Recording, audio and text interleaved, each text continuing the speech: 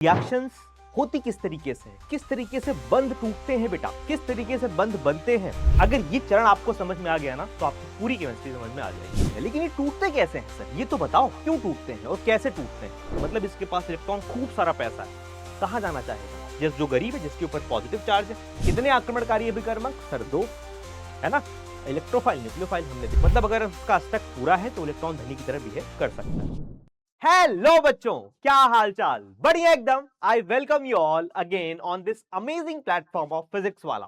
तो आज के लिए भाई हम एक नया टॉपिक लेकर के आ गए हैं आपके रफ्तार सीरीज में, है ना।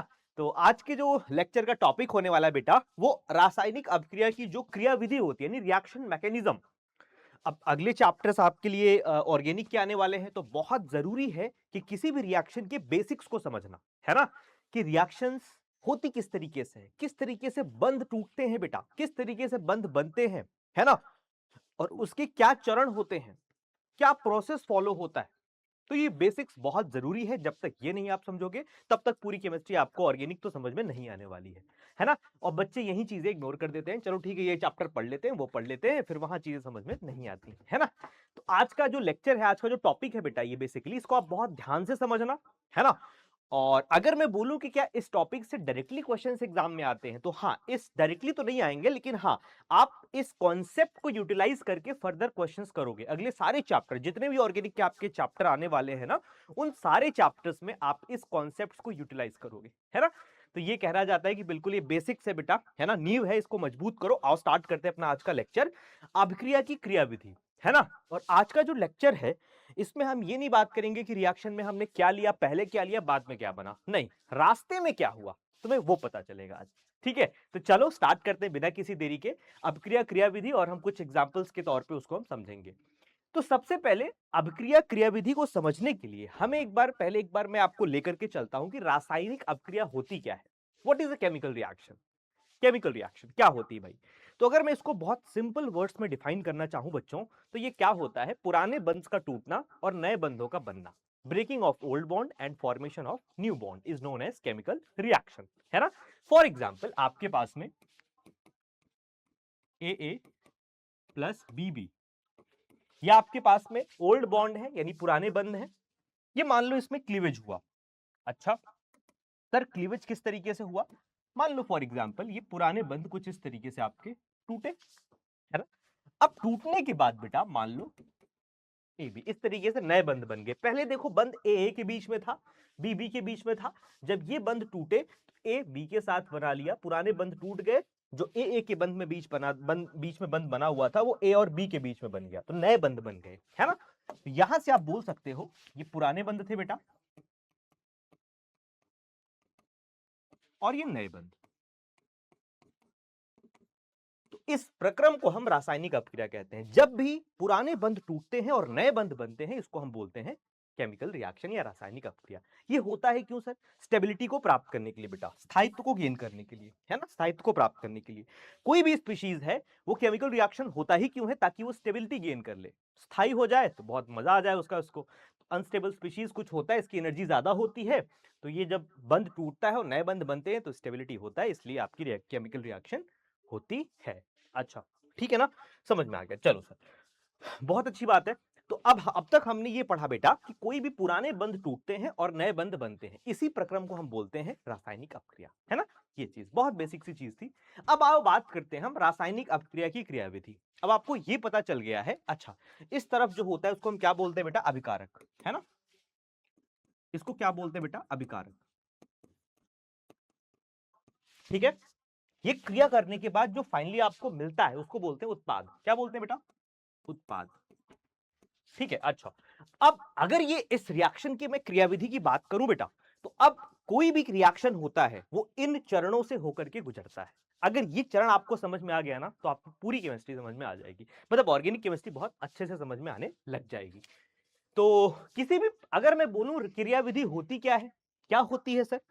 तो अगर किसी भी केमिकल रिएक्शन, कोई भी रासायनिक अपक्रिया में उठाऊं, इसको शुरू से लेकर के अंत तक, यानी अभिकारक से उत्पाद तक बनने की प्रक्रिया का चरण दर चरण अध्ययन, एक डिटेल हर एक स्टेप का अध्ययन ही उसका अभिक्रिया क्रियाविधि कहलाता है। देखिए, किसी रासायनिक अभिक्रिया की क्रियाविधि प्रारंभिक अवस्था से अंतिम अवस्था तक शामिल सभी चरणों का व्यवस्थित अध्ययन है, एक सिस्टमेटिक स्टडी है बेटा। अगर हर एक स्टेप्स को मैं बहुत डिटेल में स्टडी करना चाहूं कि कोई भी अभिकारक उत्पाद में कैसे बदला, कौन से स्टेप से जाकर के बदला, तो यही होती है रासायनिक अभिक्रिया की क्रियाविधि, है ना। अच्छा, कोई भी आपका सबस्ट्रेट होगा बेटा, जिसको आप क्रियाधार भी बोलते हो, और उत्पाद बनते कैसे हैं? हमने आपको सर ये तो बता दिया कि पुराने बंध टूटते हैं और नए बंध बनते हैं, लेकिन ये टूटते कैसे हैं सर? ये तो बताओ, क्यों टूटते हैं और कैसे टूटते हैं? तो ये टूटते हैं बेटा आक्रमणकारी अभिकर्मक की प्रेजेंस में। कोई एक आक्रमणकारी होगा, वो आक्रमण करेगा, इसके बाद इसका बंध टूटता है ना। टूटने के बाद एक बीच में मध्यवर्ती बनता है कुछ, है ना, जो कि बहुत अस्थायी होता है, और बाद में वो कन्वर्ट हो जाता है उत्पाद में, है ना। तो पुराने बंध टूटते हैं, लेकिन कैसे टूटते हैं? इस आक्रमणकारी अभिकर्मक की उपस्थिति से, ठीक है ना।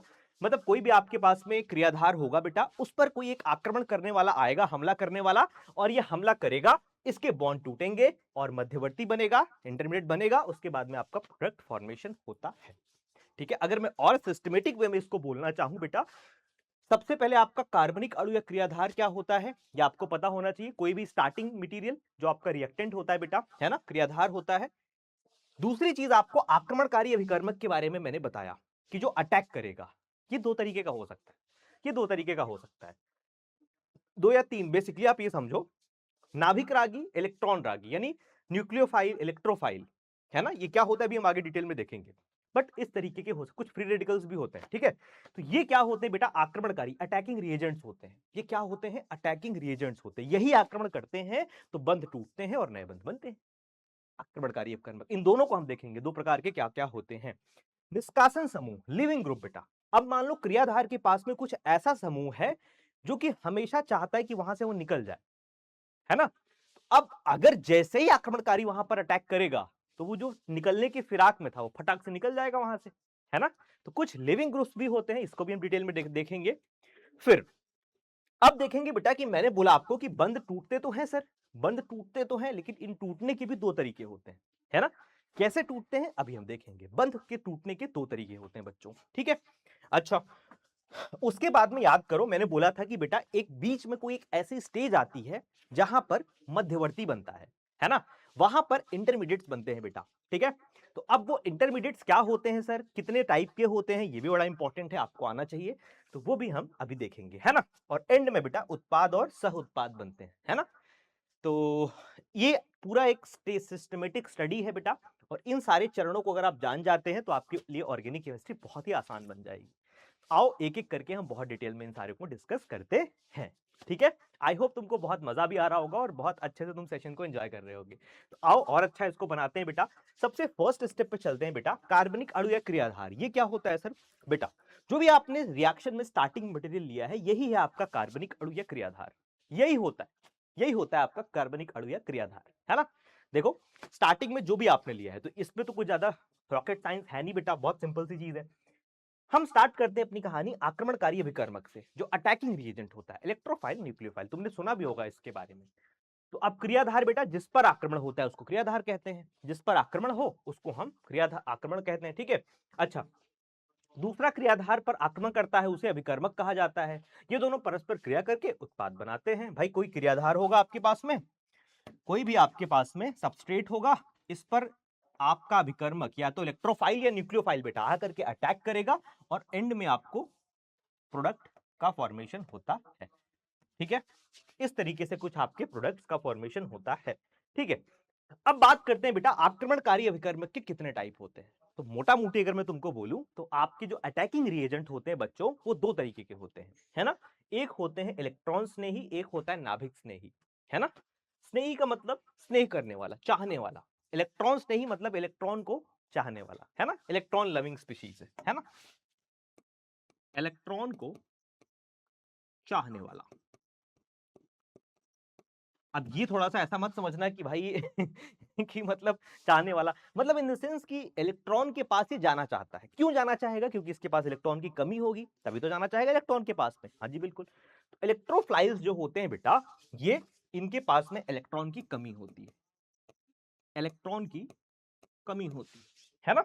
इलेक्ट्रोफाइल मतलब इलेक्ट्रॉन लविंग स्पीशीज होता है। इलेक्ट्रॉन की कमी किसके पास होती है सर? जिसके पास पॉजिटिव चार्ज होता है ना? तभी तो पॉजिटिव चार्ज इलेक्ट्रॉन के पास होता है, नेगेटिव चार्ज पॉजिटिव नेगेटिव के पास तभी तो जाना चाहेगा, है ना? तो इलेक्ट्रोफाइल का मतलब है इलेक्ट्रॉन की कमी उसके पास हो बेटा, और न्यूक्लियोफाइल का मतलब हो नाभिक स्नेही। नाभिक के पास क्या होता है बेटा? परमाणु की संरचना आपने पढ़ा होगा क्लास 11th में। नाभिक में क्या होता है सर? प्रोटॉन होते हैं और न्यूट्रॉन होते हैं, है ना? तो प्रोटॉन न्यूट्रॉन पर कोई चार्ज होता नहीं बेटा, प्रोटॉन पर क्या होता है? पॉजिटिव चार्ज, धनावेश। तो मतलब नाभिक को स्नेह करने वाला, धनावेश को पसंद करने वाला, तो धनावेश को कौन पसंद करेगा? माइनस वाला पसंद करेगा, है ना? मतलब जिसके पास इलेक्ट्रॉन हो, है ना? इलेक्ट्रॉन की कमी और ये इलेक्ट्रॉन की अधिकता होती है ना, इलेक्ट्रॉन धनी, है ना? ये इलेक्ट्रॉन धनी प्रजाति होते हैं बेटा न्यूक्लियोफाइल, क्योंकि ये नाभिक को स्नेह करते हैं, है ना? नाभिक स्नेही। इसको हम रिप्रेजेंट करते हैं न्यूक्लियोफाइल इस तरीके से, है ना? इलेक्ट्रोफाइल को हम रिप्रेजेंट करते हैं बच्चों E+ से, है ना? देखो अब ध्यान से सुनो, इलेक्ट्रोफाइल मतलब इलेक्ट्रॉन की कमी बेटा, है ना? इलेक्ट्रॉन को कमी, तो नाभिक को ये एक तरीके से इलेक्ट्रोफाइल जो होता है आपका, उसके पास इलेक्ट्रॉन लविंग स्पीशीज होता है बेटा, है ना? इलेक्ट्रॉन की कमी होगी तभी तो इलेक्ट्रॉन को लव करेगा वो, है ना? और इसको हम E+ से डिनोट करते हैं। देखो यहां पर पॉजिटिव चार्ज है, पॉजिटिव चार्ज का मतलब ही है इलेक्ट्रॉन की कमी उसके पास में, है ना? अब कमी है तो इसके पास जाना चाहेगा, तो वो सारे सारे क्या होते हैं बताओ? इलेक्ट्रोफाइल।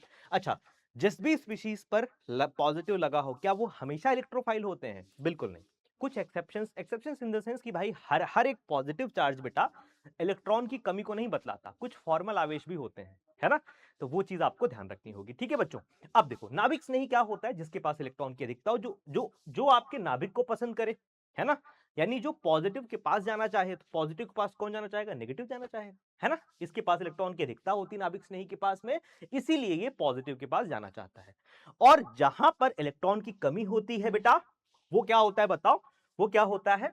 वो आपका इलेक्ट्रॉन के पास जाना चाहता है ना? चलो, तो ये दो तरीके के आक्रमणकारी विकर्मक होते हैं, ये आपको पता होना चाहिए बच्चों। और आओ हम आगे बढ़ते हैं, एक एक करके और डिटेल में इनको हम समझते हैं, ठीक है? तो देखो, अब देखो भाई, यहां पर अगर इलेक्ट्रॉन स्नेही की बेटा मैं बात करूं अगर, है ना? तो इलेक्ट्रॉन स्नेही स्पीशीज है, जाहिर सी बात है भाई, है ना? इनको इलेक्ट्रोफाइल या इलेक्ट्रॉन रागी कहा जाता है ना? ये दो वर्डों से मिलकर के बना हुआ है। देखो अगर मैं इसको और ब्रेक करूं ना बेटा, इलेक्ट्रोफाइल, इलेक्ट्रो का मतलब इलेक्ट्रॉन, फाइल का मतलब लविंग स्पीशीज या चाहने वाला। ये स्पीशीज या तो धनावेशित होते हैं, ऑब्वियस सी बात है भाई, इलेक्ट्रोफाइल मतलब इलेक्ट्रॉन को कौन चाहेगा? जिसके ऊपर पॉजिटिव चार्ज हो। इलेक्ट्रॉन के ऊपर नेगेटिव चार्ज होता है बेटा, तो नेगेटिव पास कौन जाना चाहता है? जो जिसके ऊपर पॉजिटिव चार्ज हो। इसीलिए या तो धनावेशित होते हैं या इलेक्ट्रॉन न्यून केंद्र वाले उदासीन भी हो सकते हैं। अभी मैं बताऊंगा, देखना। मतलब या तो धनावेशित स्पीशीज है, वो भी आपके इलेक्ट्रोफाइल हो सकते हैं बच्चों, और जिसके ऊपर कोई भी चार्ज नहीं है लेकिन उनका अष्टक अपूर्ण है, तब भी तो उनके पास इलेक्ट्रॉन की कमी है। तुमने पढ़ा होगा क्लास 11th में, जिसका अष्टक पूरा नहीं होता वे भी क्या होते हैं बेटा? इलेक्ट्रोफाइल की तरह बिहेव करते हैं, है ना? तो अब या तो आपके पास में धनावेश होगा बेटा, ध्यान देना, ठीक है? ध्यान देना, या तो आपका बेटा वो उदासीन होता है। ये बात बहुत ध्यान से समझना तुम, ठीक है? अतः वे अभिकर्मक जो इलेक्ट्रॉन युग्म ग्रहण कर सकता है, इलेक्ट्रॉन रागी कहलाता है। मतलब इलेक्ट्रॉन लेगा, इलेक्ट्रॉन लविंग स्पीशीज है, वो आपका इलेक्ट्रोफाइल होता है। अब वो चाहे ले उदासीन होकर के, चाहे धनावेश होकर के, दोनों तरीके से ले सकता है ना? चलो, इसमें सामान्यतः अष्टक से 2 इलेक्ट्रॉन कम होते हैं और अपना अष्टक पूरा करने के लिए ये इलेक्ट्रॉन को ऋणात्मक केंद्र वाले क्षेत्र पर आक्रमण करता है। तो अब ये हम पढ़ क्या रहे हैं बेटा? आक्रमणकारी अभिकर्मक पढ़ रहे हैं ना? तो अब देखो, अगर हम इलेक्ट्रॉन्स नहीं पढ़ रहे हैं, मतलब इलेक्ट्रॉन की कमी होती है, तो ये कहां अटैक करेगा? आक्रमणकारी है तो आक्रमण तो करेगा ही करेगा। देखो यहां पर आक्रमण तो करेगा ही करेगा, यहां पर अटैक तो करेगा ही करेगा, है ना? लेकिन क्वेश्चन ये है कहां पर अटैक करेगा? अगर इलेक्ट्रॉन्स नहीं हुआ तो जहां पर इलेक्ट्रॉन की अधिकता है वहां अटैक करेगा। अगर ये नाभिक से नहीं हुआ तो जहां पर इलेक्ट्रॉन की कमी है बेटा, वहां पर ये अटैक करेगा। समझे? समझे? तो ये था आपका इलेक्ट्रोफाइल। इलेक्ट्रोफाइल का मतलब होता है बेटा जहां पर इलेक्ट्रॉन की कमी हो, है ना? और वो इलेक्ट्रोफाइल होता है, और कहां जाना पसंद करता है? जहां पर इलेक्ट्रॉन की अधिकता हो, है ना? बस इतनी सी कहानी है, ठीक है? अगर मान लो इलेक्ट्रोफाइल आपके पास में यहां पर है, अगर मैं आप इसके सामने दो रास्ते में आपको रखूं, है ना? एक के सामने आपके पास में मान लो यहां पर इलेक्ट्रॉन है, एक के सामने जो है इलेक्ट्रॉन खूब सारा है, ठीक है? और एक के सामने मान लो पॉजिटिव चार्ज वाला कोई स्पीशीज है, तो ये इलेक्ट्रोफाइल कहां जाना पसंद करेगा सर? ऑब्वियस सी बात है, अगर ये इलेक्ट्रोफाइल है तो ये आपका नेगेटिव पार्ट के पास जाना पसंद करेगा, है ना? क्योंकि भाई इसके पास इलेक्ट्रॉन कमी है, इलेक्ट्रॉन की अधिकता जहां होगी वहीं पर ये जाएगा। बहुत सिंपल है। पहचानोगे कैसे बेटा? बहुत सिंपल है, अगर कहीं पर आपको पॉजिटिव चार्ज दिखता है, ठीक है, कहीं पर पॉजिटिव, जैसे H प्लस है बेटा, SO3 है ना, यहां पर प्लस है, NO प्लस है, NO2 प्लस है, X प्लस, R प्लस, है ना, ये सारे क्या है बताओ? इलेक्ट्रोफाइल है। ठीक है, ये सारे क्या है बेटा बताओ? इलेक्ट्रोफाइल है। अगर आप इसको ध्यान से देखोगे बेटा, तो ये जो पॉजिटिव चार्ज है इंडिकेट कर रहा है कि इसके पास इलेक्ट्रॉन की कमी है, प्रोटॉन ज्यादा है ना, प्रोटॉन ज्यादा है, इलेक्ट्रॉन की कमी है। अगर इलेक्ट्रॉन की कमी है तो एक प्रकार के इलेक्ट्रोफाइल हुए ये कहां अटैक करेंगे? जहां पर इलेक्ट्रॉन की अधिकता होगी, है ना। ये सारे क्या है बताओ? इलेक्ट्रॉन्स ने। बहुत सिंपल है, वेरी सिंपल, ठीक है। अच्छा, उदासीन वाले मैंने तुमको बोला था, वो भी इलेक्ट्रॉन न्यून होते हैं, वो भी इलेक्ट्रोफाइल होते हैं। फॉर एग्जांपल बेटा BF3, BF3 क्या है भाई? देखो, अगर आप BF3 को देखो, बोरोन ट्राइफ्लोराइड, आपने इनऑर्गेनिक केमिस्ट्री में पढ़ा होगा बेटा, इसके संयोजी कोष में कितने इलेक्ट्रॉन है बेटा? बोलो। यहां पर एक बंध में 2 इलेक्ट्रॉन होता है ना, 3 बंध में 6 इलेक्ट्रॉन है ना बेटा यहां पर। क्या इसका अष्टक पूरा है? नहीं पूरा है सर, 8 इलेक्ट्रॉन थोड़ी है इसके अष्टक में, ठीक है, संयोजी कोष में। तो इस तरीके से बेटा अगर इसका अष्टक अपूर्ण है तो इलेक्ट्रॉन न्यून हुआ, इसको इलेक्ट्रॉन चाहिए ताकि ये पूरा कर ले, स्थायी हो जाए। अगर इलेक्ट्रॉन की कमी है तो जाहिर सी बात इलेक्ट्रोफाइल हुआ ही, जैसे इसके पास इलेक्ट्रॉन की कमी थी। तो जरूरी नहीं कि हमेशा जहां पर आप पॉजिटिव चार्ज देखो बस वही इलेक्ट्रोफाइल होता है। कहीं कहीं पर आपको, जैसे जिसका अष्टक पूरा नहीं होता है ना, SO3 का देखो बेटा।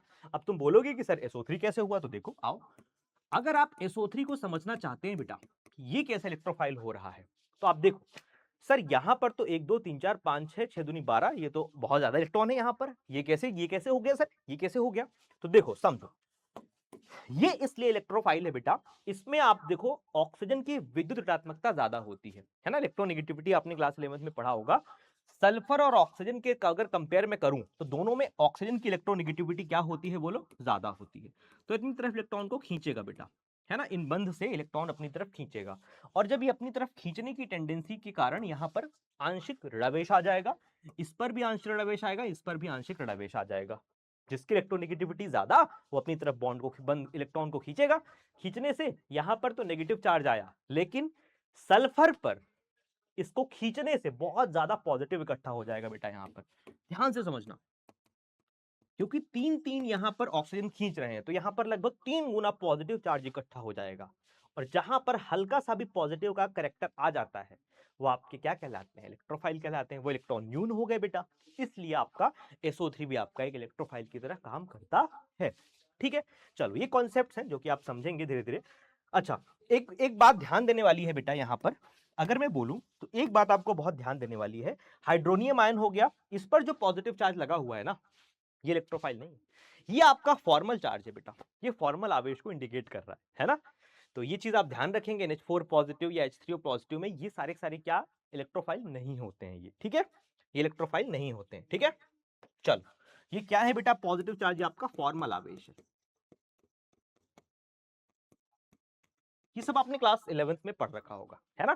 तो ये है भाई इलेक्ट्रोफाइल की कहानी, है ना। अच्छा, अगर इसका प्रबलता का क्रम कभी पूछा जाता है तो जितने पॉजिटिव चार्ज वाले होते हैं वो सबसे प्रबल इलेक्ट्रोफाइल होते हैं बेटा, है ना। आप खुद देखो, यहां पर जो पॉजिटिव चार्ज आया है, ये का पूरा पॉजिटिव चार्ज आया है? नहीं, ये तो आंशिक पॉजिटिव चार्ज आया है, पूरा प्लस नहीं है बेटा। देखो मैंने डेल्टा साइन लगाया है, डेल्टा का मतलब थोड़ा सा, बहुत थोड़ा सा उसका करेक्टर आया है, ठीक है।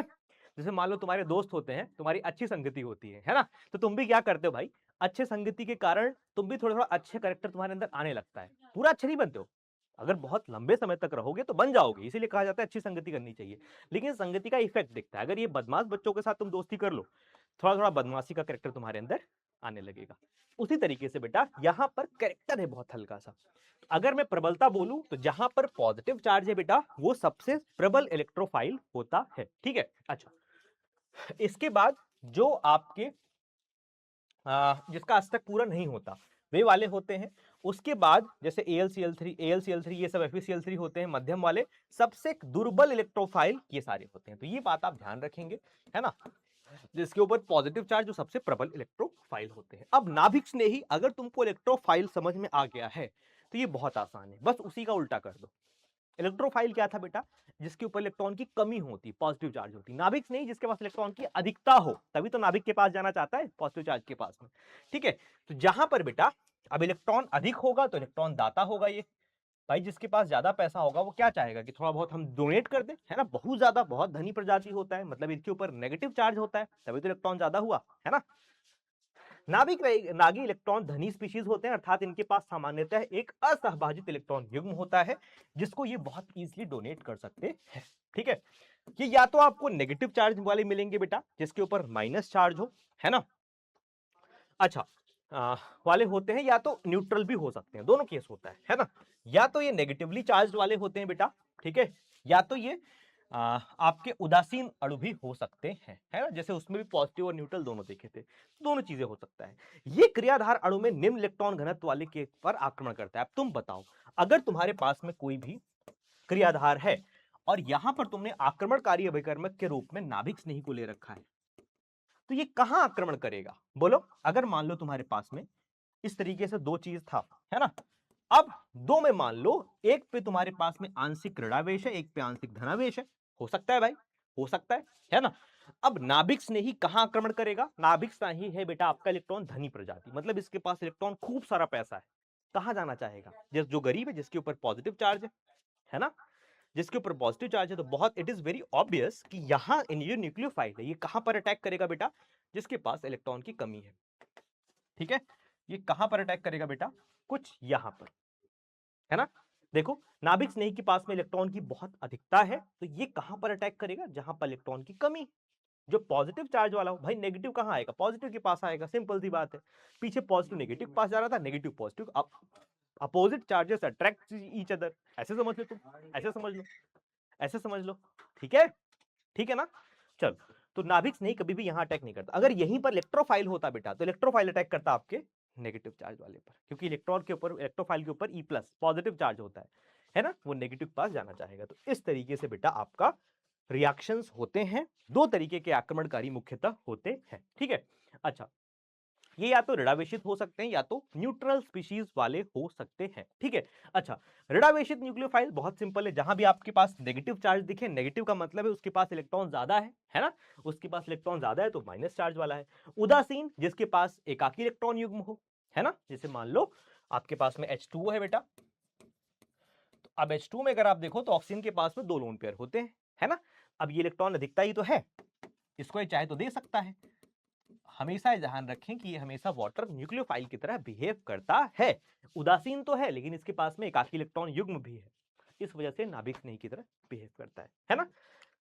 अमोनिया हो गया इस तरीके का, और पाई इलेक्ट्रॉन वाले, है ना, जहां पर भी पाई बंद हो, जैसे मान लो एथीन हो गया बेटा। पाई का मतलब ये इलेक्ट्रॉन की अधिकता। देखो, पाई बंद बनता है पार्श्वीय अतिव्यापन से, तो जहां पाई बंद होता है मतलब वो भी आपका न्यूक्लियोफाइल होता है ना। बेंजीन हो गया, ये सारे क्या है बताओ? न्यूक्लियोफाइल। ठीक है, उभयदंती न्यूक्लियोफाइल एक भी आप समझ लो, एक नाभिक स्नेही जिसमें इलेक्ट्रॉन धनी केंद्र के दो स्थल होते हैं, ठीक है, या जिसमें दो या दो से अधिक परमाणुओं पर इलेक्ट्रॉन का एकाकी इलेक्ट्रॉन युग्म होता है ना। दो या दो से मतलब एक से ज्यादा के पास में आपका धनी केंद्र हो, लेकिन एक टाइम पे आपका एक ही दे, तो उसको उभयदंती हम बोलते हैं। तो ये आप ध्यान जानते रहो बेटा। और एक आपका होमवर्क है, आप इसको बताएंगे कि इसमें से कौन कौन सा इलेक्ट्रोफाइल है, कौन कौन सा न्यूक्लियोफाइल है, और ये मुझे कमेंट बॉक्स में चाहिए इसका आंसर। ठीक है, चल अब आगे बढ़ते हैं बेटा। अब देखो, तुमको मैंने जो बताया था यहां पर, अगर मैं तुमको थोड़ा सा पीछे लेकर के चलूं बेटा, तो यहां पर मैंने बोला था इतने चरण होते हैं, है ना। आक्रमणकारी अभिकर्मक आपने पढ़ लिया। निष्कासन समूह आगे जब हम पढ़ाएंगे, आपको चैप्टर स्टार्ट करेंगे बेटा हेलो एल्केन वाला, तो बताएंगे वहां पर, है ना। SN1 SN2 रिएक्शन की भी आएगी एक सीरीज, वहां पर बताऊंगा कि लिविंग ग्रुप होता क्या है, कैसी कोई भी ग्रुप निकलता है। ठीक है, वो निकलना बहुत ईजी है ना। तो आपने ये तीन चीजें कर ली। अब तीन क्या, तीसरा तो मैं बाद में कराऊंगा। चौथा है बेटा आबंध विदलन। अब आओ सीखते हैं बंध टूटते कैसे हैं। आप यहां तक समझ चुके हो, आक्रमण कर देगा, है ना। अब बंध टूटेगा, अटैक होगा तो बंध टूटेगा। अब वो टूटने के दो रास्ते हैं, है ना, लेकिन टूटने से भी पहले मैं आपको कुछ और समझाना चाहता हूं बेटा। आओ, सबसे पहले देखो इलेक्ट्रॉन युग्म का संचलन को हम कैसे डिनोट करते हैं बेटा। तो इसके दो तरीके हैं। फिश उप तरीका होता है, एक तो ऐसा होता है सिंगल हेडेड एरो, एक होता है बेटा डबल हेडेड एरो। बहुत ध्यान से देखना, बहुत ध्यान से देखना बेटा, ये बड़ा जरूरी होता है ना। मतलब अगर ये आपको समझ में नहीं आया ना तो आगे की चीजें बहुत टफ हो जाएंगी, तो बहुत ध्यान से सुनना मेरी बातें। देखो यहां पर अगर मान लो एक सिंगल हेडेड एरो है, मतलब ये एक इलेक्ट्रॉन के मूवमेंट को दिखा रहा है, मतलब एक बंध में 2 इलेक्ट्रॉन होता है बेटा, तो बंध का एक इलेक्ट्रॉन ही इधर आ रहा है ना, एक इलेक्ट्रॉन के संचलन को दिखा रहा है, इंडिकेट हो रहा है बेटा एक इलेक्ट्रॉन का संचलन।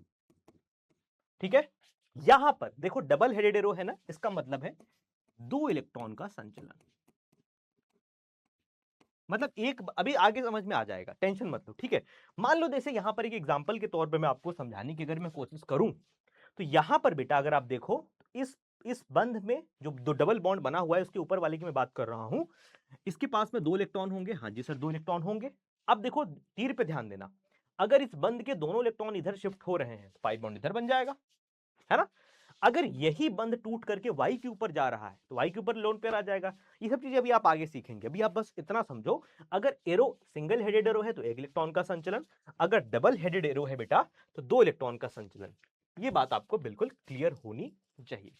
क्लियर है ना, मुझे पूरी उम्मीद है तुम्हें क्लियर हो रही होगी। चलो अब बात करते हैं बेटा बंध विदलन का। आक्रमणकारी अभिकर्मक आपने पढ़ लिया, अटैक कैसे होता है। आओ अब सीखते हैं बंध टूटते कैसे हैं बेटा, है ना।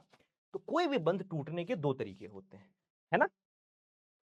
एक होता है समांश विखंडन, एक होता है विषमांश विखंडन। तो अगर मान लो बेटा, मैं बहुत सिंपल एक केस से एग्जांपल के तौर पे मैं आपको समझाना चाहता हूं। ए और बी के बीच में बॉन्ड बना हुआ है, और अगर आप इसको मान लो, और वही वाला केस यहां पर भी है। अगर बेटा, अगर मान लो समांश विखंडन, मान लो इसमें समांश विखंडन हो रहा है, ठीक है, बॉन्ड अगर टूट रहा है, एरो पर ध्यान देना बेटा, इस बंध में कोई भी एक बॉन्ड में कितने इलेक्ट्रॉन होते हैं बेटा, 2, है ना।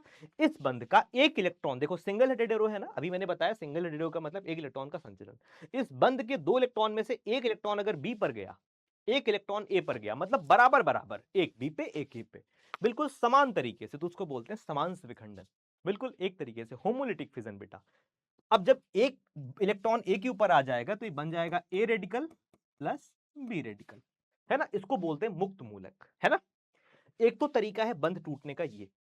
दूसरा तरीका क्या होता है बेटा, कि मान लो आप यहां पर बंध ऐसे टूटता है, इस बंध के दोनों इलेक्ट्रॉन बी पर चले गए, है ना। अगर इस बंध के दोनों इलेक्ट्रॉन टूट करके बी पर चले जाते हैं, मतलब ये क्या होगा, एक विषमांश विखंडन होगा। तो भाई ए के साथ तो नाइंसाफी हो जाएगी। किसकी बल्ले बल्ले, किसकी मौज है बताओ तुम, कौन एकदम मौज में है यहां पर, बी मौज में है ना, क्योंकि बी को दोनों इलेक्ट्रॉन मिल गए यार।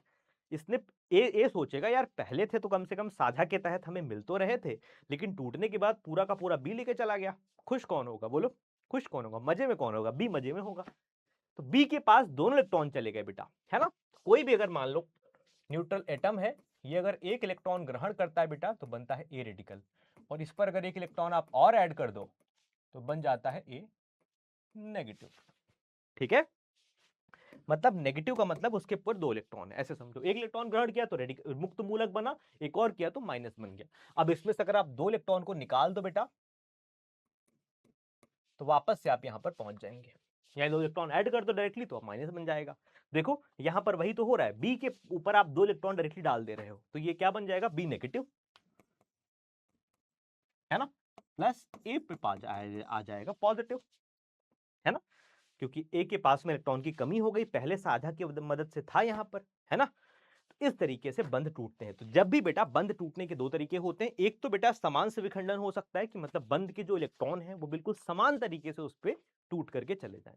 एक तो तरीका है विषमांश विखंडन का, मतलब एक हेटेरोटिक फिजन, ये बॉन्ड टूटेगा और इसका जो इलेक्ट्रॉन है बेटा, दोनों इलेक्ट्रॉन वो कंप्लीट ट्रांसफर हो जाता है किसी एक एटम पर।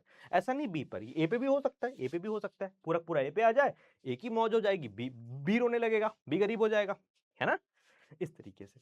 अब ये सब क्या है बेटा, ये सब आपके मध्यवर्ती हैं। अब याद करो, अब रिएक्शन पे तुमको मैं वापस ले चल रहा हूं, कि पुराने बंधों का टूटना और नए बंधों का बनना। तो बंध टूटते हैं क्यों, क्योंकि आक्रमणकारी अभिकर्मक अटैक करता है। कितने आक्रमणकारी अभिकर्मक सर, 2, है ना। इलेक्ट्रोफाइल न्यूक्लियोफाइल हमने देखा, उसको दोनों को अटैक कराया। अब अटैक कराने के बाद में बंध टूटने के भी 2 तरीके हैं बेटा। अगर समांश विखंडन होगा तो बनता है आपका मुक्त मूलक, ये क्या है बेटा, मुक्त मूलक। ठीक है, अगर वही बंध विषमांस तरीके से, विषम तरीके से टूटता है, मतलब पूरा का पूरा इलेक्ट्रॉन ट्रांसफर हो जाए किसी एक एटम पर, है ना, तो वो होता है बेटा, यहां पर बनता है विषमांस विखंडन। यहां पर बनता है धनायन और ऋणायन। अगर कार्बन के ऊपर धन है तो कार्बोधनायन, कार्बोधनायन कार्बोनायन ऐसे बोलते हैं इसको, है ना। ये बना आपका धनायन और ऋणायन, ये आपको आना चाहिए, ठीक है। दो तरीके होते हैं, दो रास्ते होते हैं। तो आपके नोट्स के लिए अगर आप लिखना चाहें, जो भी चीजें मैंने समझाई है यहां पर मैं लिखा हूं, आप इसको लिख सकते हैं ताकि बाद में भूलें ना, ठीक है। अगर आप सीवीटी के लिए अपनी कॉपी बना रहे हैं तो बहुत जरूरी है आप इसको अपनी कॉपी में नोट डाउन करें, ठीक है। तो एक सारांश में मैं देता हूं, अगर समांश विदलन होगा तो मुक्त मूलक बनेंगे बेटा, अगर विषमांश विदलन होगा कार्बन के ऊपर तो कार्बोधनायन और कार्बोनायन फलस्वरूप बनते हैं, है ना। अब यही सारे होते हैं मध्यवर्ती। अगर मैं बोलूं ये सारे क्या है बताओ, मध्यवर्ती। आओ इसको भी डिटेल में डिस्कस करते हैं बेटा। मध्यवर्ती क्या होते हैं अगर आप इसको समझना चाहो तो ये वे अनस्टेबल स्पीशीज होते हैं, ये वो अस्थायी स्पीशीज होते हैं बेटा, जो कि ना तो शुरू में लिए गए होते हैं ना तो बाद में बनते हैं। ये बीच में बहुत बनते हैं शॉर्ट टाइम के लिए, और उसके बाद में ये खत्म होकर के प्रोडक्ट बन जाता है, मतलब यही प्रोडक्ट में कन्वर्ट हो जाता है। इसका पार्ट आप समझ सकते हो, ठीक है। अब देखो, अभिक्रिया मध्यवर्ती वे अस्थायी स्पीशीज हैं जो अभिक्रिया के दौरान बनते हैं। इनको न तो प्रारंभ में और न ही अंत में ना तो प्रारंभ में लिया जाता है न तो अंत में प्राप्त किया जाता है, ये बीच में बनते हैं बहुत शॉर्ट टर्म के लिए, और ये बहुत ही अस्थायी होते हैं, बहुत अनस्टेबल स्पीशीज होते हैं बेटा, समझे। अगर ये स्थायी होते तो तुम सोचो, अस्थायी होते हैं क्या अस्थायी होते हैं। अगर स्थायी होते बेटा तो ये प्रोडक्ट फिर आगे बनता ही क्यों। भाई कोई रासायनिक अभिक्रिया होती ही है स्टेबिलिटी को गेन करने के लिए, अगर आपका मध्यवर्ती ही स्थायी हो गया तो वही उत्पाद हो जाता है यार, फिर आगे चीजें होती क्यों। अगर मध्यवर्ती के बाद भी प्रोडक्ट बन रहा है मतलब जाहिर सी बात है वो कम स्थायी है, उसके बाद भी आपका प्रोडक्ट तो बनेगा, है ना, मतलब स्थायित्व की तरफ वो मूव कर रहा है। देखो अभिकारक है ना आपका बेटा, ये कुछ इस तरीके से बीच में मध्यवर्ती बनता है, फिर बाद में ये आपका उत्पाद बन जाता है, ठीक है। अच्छा, कितने प्रकार के होते हैं बेटा, तो कई प्रकार के होते हैं। कार्बोधनायन मान लो, जैसे देखो कार्बन के ऊपर पॉजिटिव चार्ज कार्बोधनायन, कार्बन के ऊपर नेगेटिव चार्ज बेटा कार्बोरेडायन, है ना। मुक्त मूलक, कार्बन के ऊपर फ्री रेडिकल। कार्बीन, कार्बीन भी एक तरीके का बेटा क्या है बोलो, कार्बीन भी क्या है एक प्रकार का, ये आगे देखोगे आप मैं बताऊंगा, ठीक है। नाइट्रीन बेटा, नाइट्रीन भी एक प्रकार का आपका मध्यवर्ती होता है। और एक और होता है बेंजाइन, ये आई थिंक आपके सिलेबस में नहीं है बट आप जानते रहें कि ये भी आपका मुक्त मूलक होता है। अच्छा, ये दो प्रकार का होता है बेटा कार्बीन, सिंगलेट और ट्रिपलेट, है ना, ये बात आप ध्यान रखेंगे। तो अगर मैं इसको बोलूं मोटा मोटी,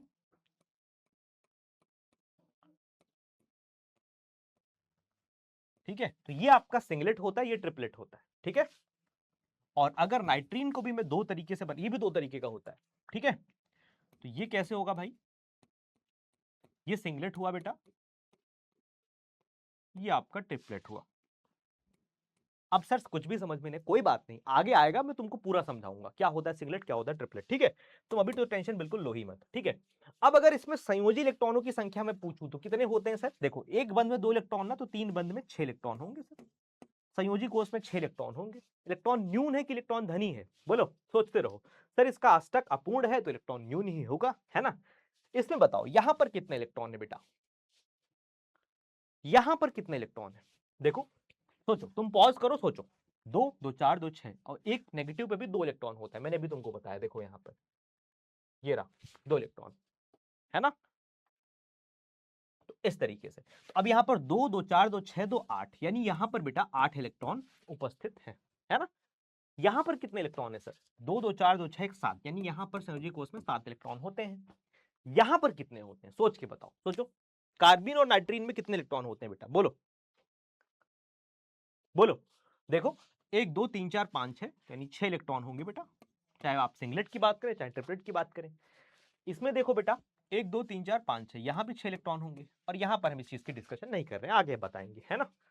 प्रकृति क्या है बेटा, प्रकृति का मतलब मैं आपसे पूछना चाह रहा हूं, प्रकृति का मतलब हम आपसे पूछना चाह रहा हूं बेटा, ये इलेक्ट्रॉन धनी है कि इलेक्ट्रॉन न्यून है। सर 8 से कम इलेक्ट्रॉन है तो ये सर इलेक्ट्रॉन न्यून होगा।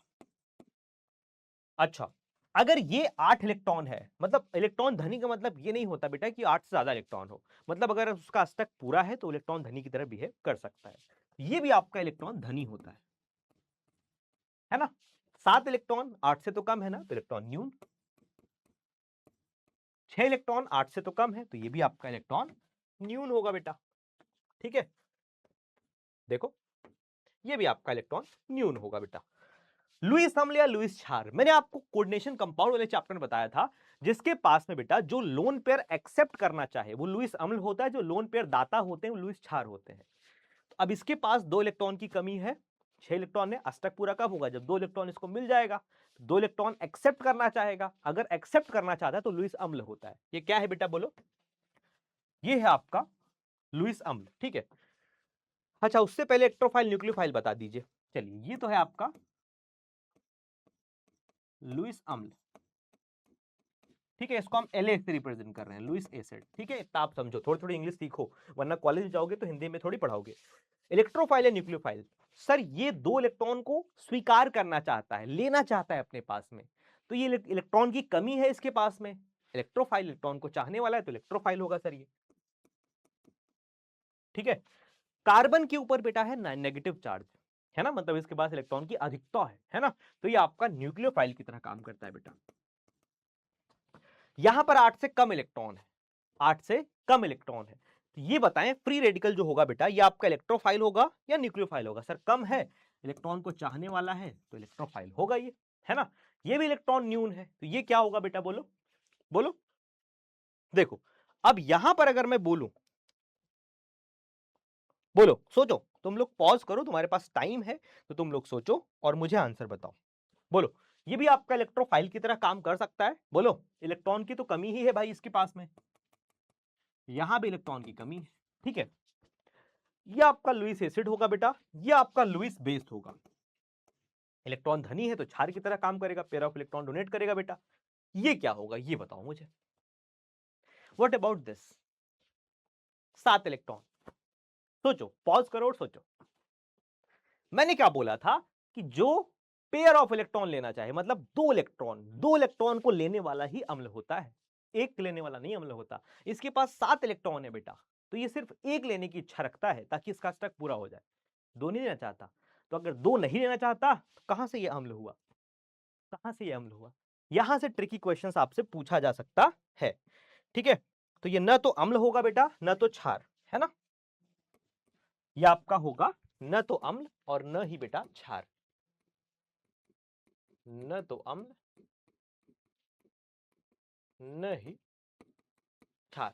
ठीक है, इसको बताएं, इसमें सिंगलेट और ट्रिपलेट के केस में अलग अलग केस होता है बेटा, तो जब भी आएगा ये चीज तब मैं पक्का बताऊंगा तुम्हें कि क्या सिंगलेट वाला क्या होता है, ट्रिपलेट वाला क्या होता है। ठीक है, तो सिंगलेट ट्रिपलेट अलग अलग तरीके से होता है, हम डिफाइन करते हैं, एक अम्ल होता है एक नहीं होता है। ठीक है, दोनों स्पिन का, ये भी टेंशन मत लो, बताऊंगा मैं।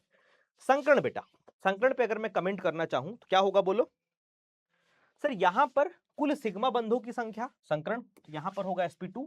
इस पे भी मैं एक सीरीज लाने वाला हूं, आपको बता दूंगा, तो पता चल जाएगा बेटा कि संकरण कैसे निकालते हैं। ठीक है, यहां पर sp3, अगर ये किसी को समझ में नहीं आ रहा है तो टेंशन मत लेना, मैं दूसरी सीरीज लाऊंगा उसमें तुम्हें समझाऊंगा। यहां पर संकरण होगा sp2 इस तरीके से, एंड सिंगलेट ट्रिपलेट का केस में आगे बताऊंगा। ठीक है, चुंबकीय गुण, मैग्नेटिक प्रॉपर्टीज, चलो ये भी चीज हम बाद में डिस्कस करेंगे, या तुम्हें अगर आता है तो तुम कमेंट बॉक्स में बताना। ठीक है, और यस, तो बस यही चीज थी। एक बार मैं फटाक से तुमको पूरा क्विक समराइज कर देता हूं बेटा, हमने जो जो चीजें पढ़ी अभी तक। ठीक है, तो देखो सबसे पहले हमने पढ़ा बेटा, देखो कि भाई हमें आज का जो टॉपिक था बेटा, वो हमारी अभिक्रिया की क्रियाविधि होती क्या है ना, उसमें कौन कौन से चरण इन्वॉल्व होते हैं। सबसे पहले हम देखा कि रासायनिक अभिक्रिया होती क्या है। सर पुराने बंध का टूटना और नए बंध का बनना ही केमिकल रिएक्शन होता है। अच्छा सर, अब ये टूटता क्यों है, क्योंकि इसके ऊपर एक आक्रमणकारी विकर्मक आता है जो कि अटैक करता है, फिर आपका बंध टूटता है और मध्यवर्ती के बाद उत्पाद बन जाता है। अब ये आक्रमणकारी विकर्मक भी सर हमने पढ़ा कि 2 तरीके के होते हैं, एक होता है इलेक्ट्रॉन स्नेही, इलेक्ट्रॉन को स्नेह करने वाला, एक होता है नाभिक स्नेही, नाभिक को स्नेह करने वाला, है ना। तो अब दोनों का मैंने एग्जांपल देखा बेटा, दोनों इलेक्ट्रॉन्स ने ही प्लस और न्यूट्रल दोनों हो सकते हैं उदासीन, इसके एग्जांपल्स। और साथ में हमने नाभिक ने ही देखा, जो नाभिक को चाहता है जिसके पास में इलेक्ट्रॉन की अधिकता होती है, कम वाले को चाहता है वो। ये भी आपका या तो नेगेटिव चार्ज वाला होता है या तो उदासीन हो सकता है, दोनों तरीके का। अटैक कहां करेगा भाई, माइनस पॉजिटिव के पास अटैक करेगा। इसके कितने प्रकार होते हैं हमने ये भी देखा, है ना, सारे माइनस चार्ज वाले और सारे एकाकी इलेक्ट्रॉन युग्म वाले, या तो पाई बंध वाले, ये सारे के सारे आपके नाभिक स्नेही होते हैं। फिर एक आपका होमवर्क है, आप इसको स्क्रीनशॉट ले लो, ठीक है। इसको आप कमेंट बॉक्स में करके बताओगे कि कौन सा इसमें इलेक्ट्रोफाइल है, कौन सा आपका नॉभिक स्नेही है। फिर हमने देखा कि इलेक्ट्रॉन पेयर की मूवमेंट कैसे होती है बेटा। अगर आप सिंगल हेटेरोड दिखा रहे हो तो एक इलेक्ट्रॉन का संचलन, दो दिखा रहे हो तो दो इलेक्ट्रॉन का संचलन होता है। फिर हमने देखा कि अब आक्रमणकारी विकर्मक ने अटैक तो कर दिया, लेकिन बंध टूटने के कौन से रास्ते हैं। तो दो रास्ते हैं, समांश विखंडन, विषमांश विखंडन। इसकी भी एक ट्रिक बताऊं तुम्हें, ट्रिक बताऊं, देखो अगर यहां तक तुमने लेक्चर को देख ही लिया है भाई, तो एक ट्रिक भी समझ लो। पता कैसे चलेगा सर ये कहां समांश होगा कहां विषमांश होगा, तो मैं तुमको बता देता हूं। हेल्पर याद रखें आप, हेल्पर। सर हेल्पर ये क्या है, सर हेल्पर क्या है, हेल्पर क्या है, आओ तुमको बताता हूं बेटा। देखो H का मतलब हाई हीट, कहीं पर बहुत ज्यादा ऊष्मा दी जाएगी तो वहां समांश विखंडन होगा, होमोलिसिस होगा। H stands for high heat, उच्च ऊष्मा। E स्टैंड्स फॉर इलेक्ट्रोलिसिस, मतलब विद्युत अपघटन। L स्टैंड्स फॉर लाइट, जैसे HNu की प्रेजेंस में कोई अपक्रिया होती है ना तो वहां पर समांश विखंडन होता है। P stands for peroxide, R stands for radical. ठीक है, थोड़ा थोड़ा इंग्लिश भी सीखते रहो क्योंकि कॉलेज में जाने के बाद सारा चीज इंग्लिश में मिलने वाला है। ठीक है, हेल्पर, हेल्पर से याद रहेगा बेटा, अगर ये कंडीशंस कहीं पर भी आपको दिख रही हैं हमेशा आप ध्यान रखें वहां पर होमोलिसिस ही होगा। ठीक है, आप हमेशा ध्यान रखें बेटा, ऐसी कंडीशन आपको कहीं भी दिख रही है आप ये समझ जाएं कि वहां पर होमोलिसिस ही होगा, समांश विखंडन ही होगा। बाकी सारी जगह आपके हेटेरोलिसिस होंगे। बाकी जब हम रिएक्शन स्टार्ट करेंगे ना तो वहां पर आपको और अच्छे से क्लियर होगा होमोलिसिस हेटेरोलिसिस के बारे में। लेकिन हाँ, अगर ऐसी कंडीशन, हेल्पर की कंडीशन कहीं पर बन रही है तो वहां पर हमेशा ध्यान रखें होमोलिटिक फिजन होता है। ठीक है, अच्छा अब यहां पर कुछ मैंने बातें इसके बारे में लिखी थी। फिर आपका मध्यवर्ती कितने तरीके का होता है बेटा, हमने इतना देखा, इसकी सारी प्रॉपर्टीज पढ़ी। ये सारे मध्यवर्ती होते हैं, बीच में बनते हैं बेटा। एक और बहुत बात मैं तुमको बताता हूं, ये जो बेंजाइन है ना, बेंजाइन का संकरण क्या होता है सर, यहां तक तो तुमने sp2 कर दिया। अब इसमें भी सिंगलेट ट्रिपलेट का अलग केस होता है। ये जो ट्रिपल बॉन्ड कंटेनिंग है, तुमको लग रहा होगा कि sp संकरण है। अगर आप बोलते हैं कि सर ये sp संकरण होगा यहां पर, तो आपका उत्तर है गलत। sp नहीं होगा, यहां पर होगा sp2। जो बेंजाइन होता है बेटा, इस वाले का, इन दोनों कार्बन की मैं बात कर रहा हूं, इसकी और इसकी। यहां पर किसी भी कार्बन के पास में अगर आप ट्रिपल बॉन्ड है तो सर अगर वैलेंसी आप पूरा करें तो हाइड्रोजन हाइड्रोजन इस तरीके से लगेगा, और यहां पर संकरण का मतलब होता है कुल सिग्मा बंधों की संख्या। सिग्मा बंधों की संख्या एक और दो, दो ही है तो sp होना चाहिए, लेकिन sp नहीं होता। अगर कहीं ऐसे डायरेक्टली केवल ये लिखा हुआ है थाइन, तब तो आप sp ही बताओगे। लेकिन इस बेंजाइन के केस में, बेंजाइन के केस में अगर ट्रिपल बॉन्ड है स्टिल इसका संकरण sp नहीं होता, sp2 होता है ना। ऐसा क्यों होता है भाई, ये हम आगे देखेंगे, आगे वाले आएगा तो मैं सारी चीजें बताऊंगा। ठीक है, अभी इस लेवल पर आपको बस ये बेसिक, अगर आप में से किसी को पता है तो मुझे कमेंट बॉक्स में जरूर बताना कि बेंजाइन का संकरण sp2 क्यों होता है, sp क्यों नहीं होता, होना चाहिए sp, है ना। तो बताना जरूर मुझे कमेंट बॉक्स में। इस तरीके से हमने इस सब चीजों की डिटेल्ड स्टडी की बेटा, और ये थोड़ा सा मैंने कुछ समरी भी तुम्हारे लिए लगा रखा है, सारी चीजें मैंने ऑलरेडी बता रखी हैं, है ना। सिंगलेट और ट्रिपलेट का भी केस मैं सोचा था, बट ठीक है कोई नहीं, आगे आने वाली सीरीज में मैं सारी चीजें एक्सप्लेन करूंगा। तो yes, this is all from my side. आज की क्लास में बेटा हमने देखा कि कोई भी रिएक्शन जो होती है ऑर्गेनिक केमिस्ट्री की, वो किन किन चरणों से होकर के गुजरती हैं, है ना। उसका जो पूरा मैकेनिज्म है, क्रियाविधि है, वो क्या होता है, कौन कौन से चीजें होती है जो उस पर अटैक करती हैं। तो ये पूरा बेसिक्स था। आई होप ये क्लास करने के बाद में तुमको समझ आया होगा कि रिएक्शंस का बेसिक्स क्या होता है बेटा, ये समझना बहुत जरूरी है। ठीक है, और आप कमेंट करके बता भी सकते हो कि आगे की जो सीरीज में और कौन कौन से टॉपिक में आपको प्रॉब्लम हो रही है, सो दैट हम उसी टॉपिक्स पे क्लासेस को लाएं। ठीक है, तो yes, all the very best बच्चों, पढ़ते रहना, और मिलते हैं एक और धमाकेदार टॉपिक के साथ। तब तक के लिए all the best everyone, bye bye, take care.